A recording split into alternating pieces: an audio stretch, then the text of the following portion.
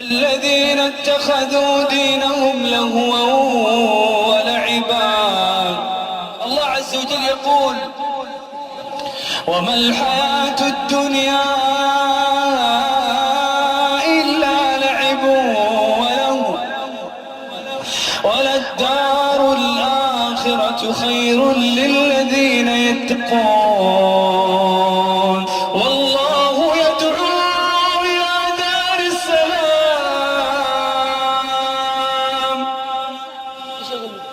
والله يدعو إلى دار السلام لما نترك المعاصي والذنوب ونقبل على الله من أجل الله. ونادى أصحاب النار أصحاب الجنة أن أفيضوا علينا من الماء أو مما رزقكم الله.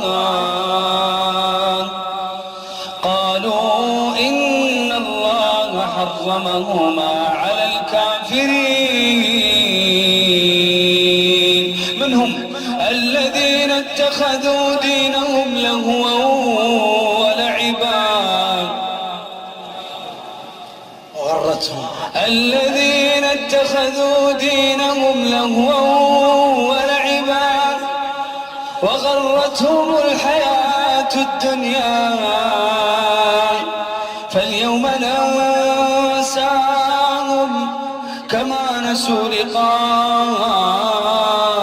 يومهم هذا وما كانوا بآياتنا يجحدون. الله عز وجل يقول: وما الحياة الدنيا إلا لعب ولهو وللدار الآخرة خير للذين يتقون. تدري ختم الآية بماذا؟ أفلا تعقلون. الله أكبر. أين أصحاب العقول؟ وين أصحاب الشهادات؟ أفلا تعقلون. والله يا بدر كثر الله منها في القرآن.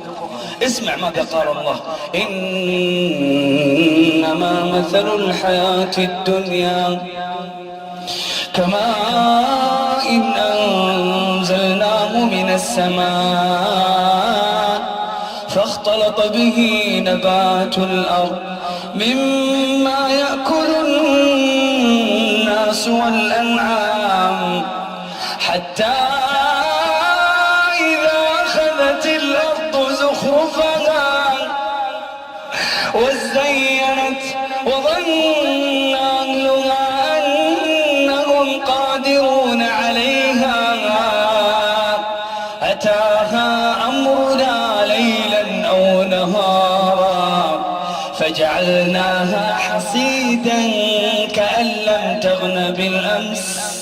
ختم الآية بماذا؟ كذلك نفصل الآيات لقوم يتفكرون. والله يدعو إلى دار السلام. والله يدعو إلى دار السلام ويهدي من يشاء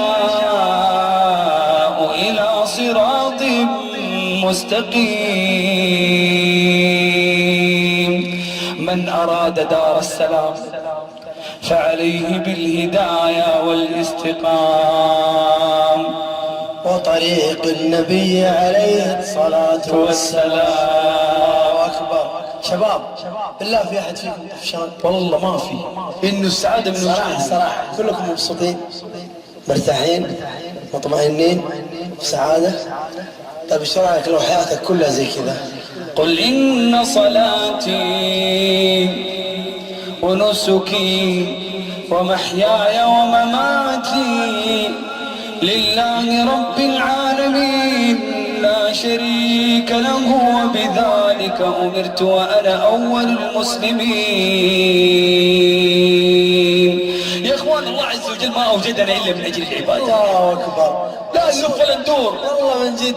وما خلقت الجن والإنس إلا ليعبدون. إيش قال قبلها الآية اللي قبلها؟ وذكر فإن الذكرى تنفع المؤمنين. ذكرهم ليش خلقناهم. وذكر فإن الذكرى تنفع المؤمنين وما خلقت الجن والإنس إلا ليعبدون. بس ما في شيء ثاني إلا ليعبدون. الله عز وجل يقول ولقد بعثنا في كل أمة رسولا. تدري كم نبي؟ مثل الذين حجوا مع النبي صلى الله عليه وسلم أكثر من 124 ألف نبي. وكم رسول؟ 314 رسول. كلهم جو اعبدوا الله اعبدوا الله ما لكم من إله غيره ولقد بعثنا في كل أمة رسولا أن اعبدوا الله واجتنبوا الطاغوت. يا شيخ بدر بالله معلش. قل لمن الأرض ومن فيها إن كنتم تعلمون سيقولون لله قل أفلا. يا أخي والله عيب. قل أفلا تذكرون. الله يقول لنا كذا والله ما نستحي. قل لمن الأرض ومن فيها إن كنتم تعلمون سيقولون لله قل أفلا تذكرون. قل من رب السماوات السبع ورب العرش العظيم سيقولون لله قل أفلا تتقون.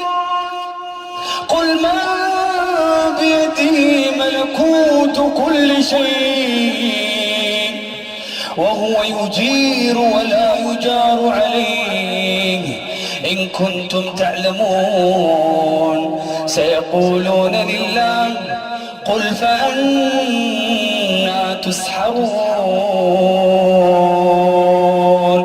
إذا كان كلام الناس جميعا أنها لله لما نتوب إلى الله؟ لما نترك المعاصي لله؟ لما نسير مع الصحبة الطيبة لله؟